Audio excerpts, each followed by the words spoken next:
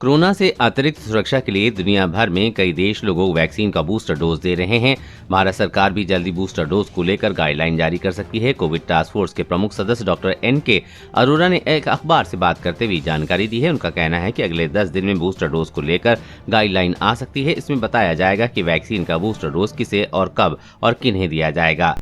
अभी किन देशों में बूस्टर डोज दिया जा रहा है, किसे दिया जा रहा है, क्या कोरोना रोकने में बूस्टर डोज कारगर है और एक्सपर्ट से जानते हैं कि क्या हमें भी बूस्टर डोज की जरूरत है। कहां कहां दिया जा रहा है booster dose. Our World in Data के मुताबिक दुनिया भर के 35 में से भी ज्यादा देश अपने नागरिकों को बूस्टर डोज दे रहे हैं। इनमें America, Israel, Britain, Chile, France जैसे देश शामिल हैं। इजराइल ने सबसे पहले अपने नागरिकों को बूस्टर डोज देना शुरू किया। अलग अलग देशों में कमोडिटी और अलग अलग फैक्टर्स को ध्यान में रखते हुए लोगों को कोरोना वैक्सीन का तीसरा डोज दिया जा रहा है। क्या भारत में भी बूस्टर डोज देने की जरूरत है? भारत में ज्यादातर वैक्सीनेशन पिछले कुछ महीने में हुआ है, इसलिए फिलहाल बूस्टर डोज की कोई जरूरत नहीं है, क्योंकि वैक्सीनेशन के 10 से 12 महीने बाद प्रोटेक्शन रहता है। साथ ही इस बात की कोई वैज्ञानिक आधार नहीं है कि भारत जैसे देश में बूस्टर डोज की जरूरत है।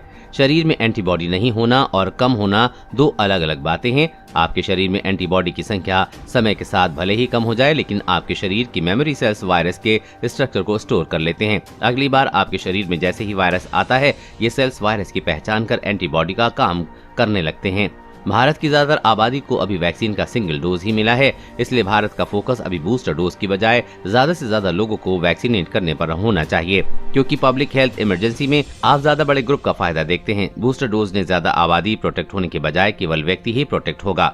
हालांकि कुछ स्पेशल ग्रुप जैसे कम एंटीबॉडी डेवलप करने वाले लोगों को तीसरे डोज के तौर पर वैक्सीन का अतिरिक्त डोज दिया जा सकता है। ऐसे लोगों के लिए बूस्टर डोज की बजाय उनके प्राइमरी वैक्सीन का हिस्सा होगा। एक बार ज्यादा से ज्यादा लोगों का पूरी तरह वैक्सीनेशन होने के बाद भारत बूस्टर डोज पर विचार कर सकता है। देश और दुनिया की हर अपडेट पाने के लिए चैनल को सब्सक्राइब करें।